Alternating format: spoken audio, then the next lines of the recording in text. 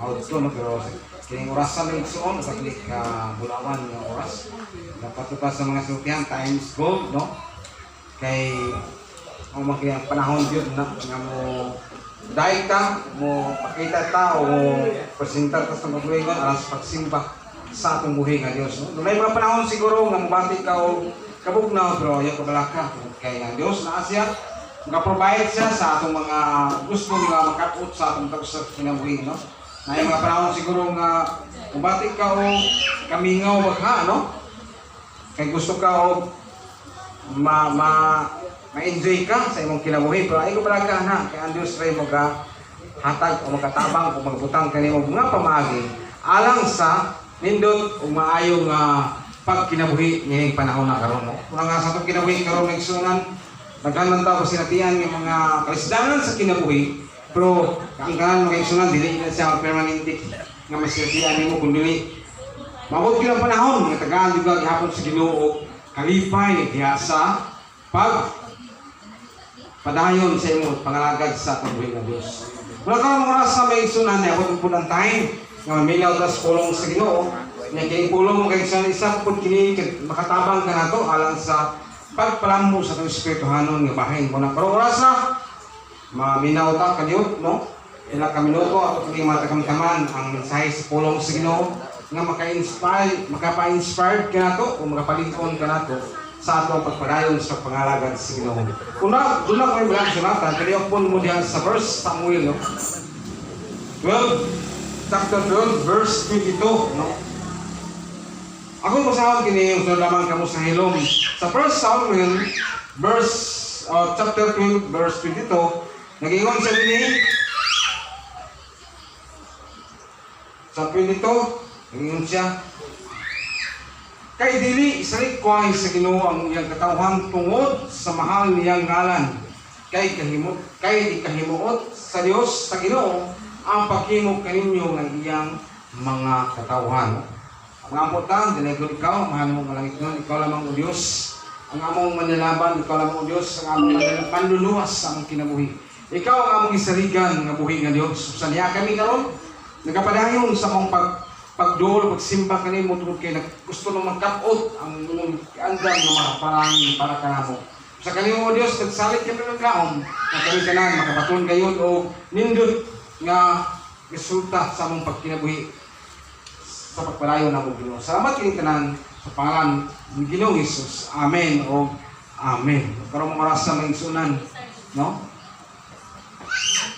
Ato lamang kini paminawon sa kaniyot ang mensahe sa pulong sa Ginoo tungod kay nako kini katabang alang sa pagpalambo sa atong espirituhanon nga bahin. Daghan ang mga panahon siguro nga mabati ka kaluya, daghan ang mga panahon nga mabugnaw ka sa imong pangalagad sa atong buhi nga Dios. Pero na ang pulong sa Dios makasangkap pagyud kinato alang sa papadayon nato diha sa pagpangalagad sa atong buhi nga Dios. Kasi natin man tao kag problema sa mga balatian, mga kawalan-on, daghan pa ito masandihan sa itong kinabuhi. Pero ay mga mensahe sa pulong sa Ginoo o mga pagdasig sa mga usan at kinabuhi na mga punto nga matabangan ta alang sa pagpalambo sa atong espirituhanon nga bahin. Nilot kayo nga mas palabuon po nato atong espirituhanon nga bahin. Ay karon mga panahon na sa karon sa mga tao gusto lang magpalambo sa mga utang nga mga material nga utang pagkanti sa panakayo. Pero sa atong espirituhanon nga bahin, importante po nga itong palambuon kini atong espirituhanon nga bahin. Kay mao kini makahatag gyud kinato nindot o maayo nga resulta sa atong espirituhanon nga bahin atubangan sa Ginoo. Muna nga daghan kayo ang mga pagdasig o mga pagalingkod nga napoy mga uban ko nga mga punto madiskurahi ta, no? Pero ato hinuluman ng isuon nga dili na mo'y punto sa punting sa Diyos kanimo nga maundang ka, madiskurahi ka.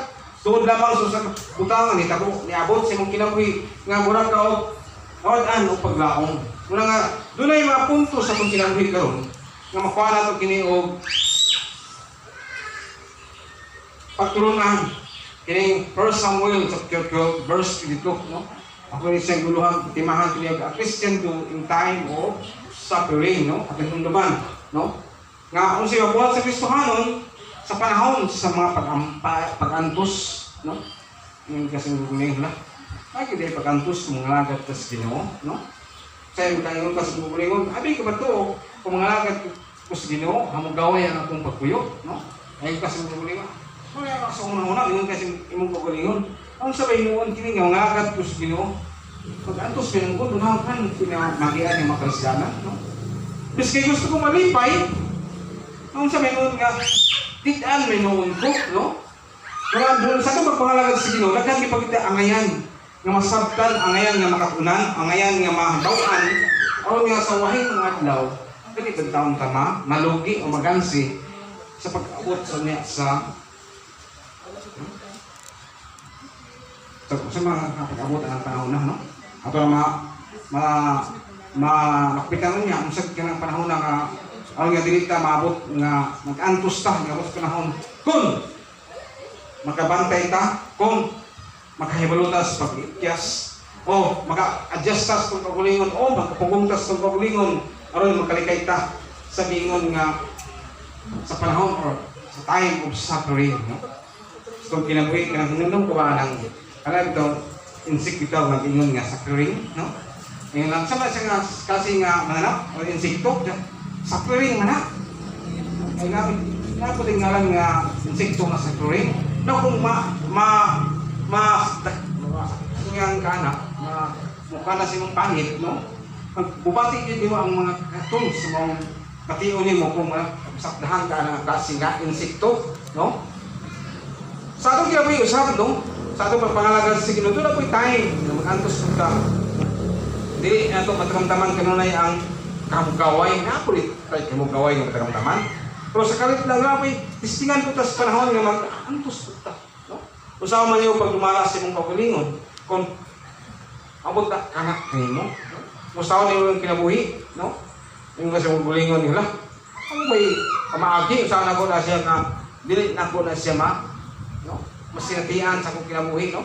Dili na ko na siya magialang na ko na, dili na ko na dili na ko diha mapundo nga kong kinabuhi, nga mag-antos ko sa kalisod, mag-antos ko sa grabe kayo nga pasinatian pa na ako sa kong kinabuhi. Wala nga, sa panahon niya sa king nulay mga mo nga mga pag-antos, kita nga mga Kristohanon, dapat mahibalota kung say angay na itong buhaton, kung say angay na itong, no? I-adjust sa itong kagalingon, o di ba ka, iba ba kang ipabuhat kani sa imong kagalingon nga dili ko makasinati o mga pag-antos sa itong kinabuhi. Nagandang maunahon na, nagandang mga pamaagi kung saan ako nga makaikyas kong kawahin niya na, pero dili pag yun nato sa kaligayan, no? Wala nga gistudlo antan ini a Christian do in time of suffering, no? Wala nga atong hinulman kini pag-ayo, no? Matod pa diha nga ang pulong sa Dios mahimong klaro gayon kung sa ang matod pa may mga panahon nga sakiton ta, no? Sakiton ta, mag-antos ta, kita mga Kristohanon niya. Eh, bulo ta dapat, kung siya itong anglayan nga buhaton, no? Sa kong kiyabuhi karon, kung tana ko sa, kung parang ako itong kukulingon, kung tana ko sa inyo, kasi natin ka ba o mga problema sa imong kiyabuhi, kung karon, ngayon nga Kristohanon na ka. Kaya nagan ba ang mga Kristohanon, ngayon sila nga, alam, ngalagad ko sa Ginoo, mga tao mong ngalagad ko sa Ginoo, para dili ko makasinati o kalisod. Ngalagad ko sa Ginoo, kung hindi ko gusto nga makasinati ko kalisdanan pa sa akong kinabuhi. Pero namang yung mga punto mamabot kanimo nga mo, habor mo, hatag o pagtugot ang Diyos nga makasinati kanilang klase sa mga kalisdanan. Kung gusto sa Diyos matistingan ka, gusto sa Diyos nga mahibalo siya, kung unsa ba gyud ikaw kalig-on, unsa ba gyud ikaw kamaayo na ang iyong patukuranan sa imong kinabuhi at tubangan sa Ginoo. Mandili na tayo katingala na usahay sa kaugalingon. Ala, abi ko ba o wala ko'y problema kung mga lagad ko sa Ginoo, no? Wala, mingon kasi mo, hala. Haraway yung takong kinabuhi, kamo yung sahad sa Ginoo nga maghamugaway ko kung ako mga lagad sa Ginoo, kumaya ko nadungog sa ubang mga wani, no? Kung naman may pulong sa Ginoo nagapamot yun kinato, no? Kasi angayan na itong pagabuhaton, no? Wala ka sa punto, no? Ang Kristohanon, gikinanan yun mag-ampo, no? Kung Mabot yun ang ingon nga kasakit, no? Mga Christians should pray to God when afflicted. Kumusta man ang kinabuhi karon? Ayain nga, alam mo ko'y kang problema, wala ko'y kasakit kanya sa tiyan ako sa kinabuhi. Hindi kaya po, no? Kung sa ka kumabot na kanimo, nga doon mga kasakit mabot kanimo. Ngayon kasi mong gulingon nga, ang biyan ako sa pangalagad sa Ginoo, noon sa manay puro may kasakit ako na sinatian sa kong kinabuhi, nga nangalagad ang tapos Ginoo. So, naagi mga sinatian nato ng mga problema yun. Naagi tayo sinatian ng mga kawalan. Naagi tayo magkasinatian nga, sa itong pamilya gani, mag-away ang mga tiyayon. No? Say, dahil pag panahon ako, pagkit nga itong mga anak, dahil pag panahon nga, problema ta. So, ang pagsumbat, kabahin ini, para lamang gayon ka, malinaw ang atong pamuyo. Hindi kina siya kalikilay, doon naging mga konflikto. Diha sa imuhang, kinabuhi nga yung masertian pa, o magian pa, o sa padya, matagal taman. No? Sabton yun na ito kay pag-ayaw, kasi angay na itong bahaton sa itong kinabuhi karon, no? Nagita yung mga pag-ampo. No? Sabi mo, sa itong kinabuhi karon, next one, ayun sa itong kukulingon, nindot ng unta, kung wala tayo wala yung pag-ampo, kaya nga din natin matod pa diha, malangan, din natin mahasol, kaya sige tag-ampo niya, magsige tag-litok, sige tag-pangayon, hindi na ito lumog ang katubag sa itong mga pagpangayon. Wala tayo mga huna-huna, ngayon yan, ha? Pero, isa magiging siya sa gisugo, hapon sa Ginoo, nga mag-ampo ta sa Ginoo, sa Dios, kung na ay mga problema, may mga kasakit, may mga gisakit ka, kung gisakit ka, kung na nagpasakit ni mo, no? Hita mo pala sa mong kinabuhi nga doon ay tao ang ipasakit ka, kung doon ay mga hitabo sa mong kinabuhi nga halos ka, halos maka halos dili mo matagamtaman nga nagmalinawon ka kay doon ay nagsigyo pasakit nimo, no? Kasi natin kumakanya na sa mong kinabuhi nga na, no? Kaya ikaw sa magtiayon, dili kalikayan nga naay mo himog kanimo mga pamaagi nga di makatagamtam ka o mga problema, no? Naay say madaing ko sa gugulingon, wala nang ni kung kinalagad naman tapos Ginoo, wala nang ay mga problema sa sama ni. O na maging utugod niya na itugod man yun na para pagsukod nimo sa imong kinabuhi nga hugot ka or likon ka nga nangalagad sa atong buhi ng Dios, no? Mga sa atong kinabuhi karon may igsuon may tungod sa atong masinatian pa nga mga kasakit, kung gisakit ka, no? Ayong buhaton, mo na naman gid ang mga pagampo. Kabulo ba ang mampo o kaysa na? No? Bisan naman paglitok na lang sa ngalan niya, wala akong problema karon, kinahanglan ko kasulbaran. Kinahanglan ko adunay makatabang kanako. Kinahanglan ko adunay makahupay sa kung gibating nga buol kasakit, no? Unsa ba ka imong pamagi sa mga pagampo, no? Sige mo pamagi, mingon ka nga Diyos ko, ayun yung taon ko pasakiti. Sige mo lang, no? Nagsaan mo nga utabang ka na, anong bakong tuloy mong tabangin? Ganun yung kong ibiyaan. Yan, sige nga niya ka nga, antay lang kaon niya, Ginoo. Sige na kayo mga pagbanta, Ginoo. Na ang Diyos may ato ang ialagaran, kamhanan siya, o nasayog sa tanan. Nyo, walang ganit kang usultin, himalo na siya, mga na yung nasa mong mahuna, no?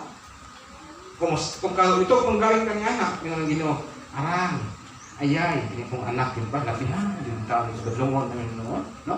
Makalitok na mayroon sa unsa, huwag mga makapugong siyang bakbak, nga may nangunta na mayroon siya, Lord, please, kaluyin ang taon ko, no?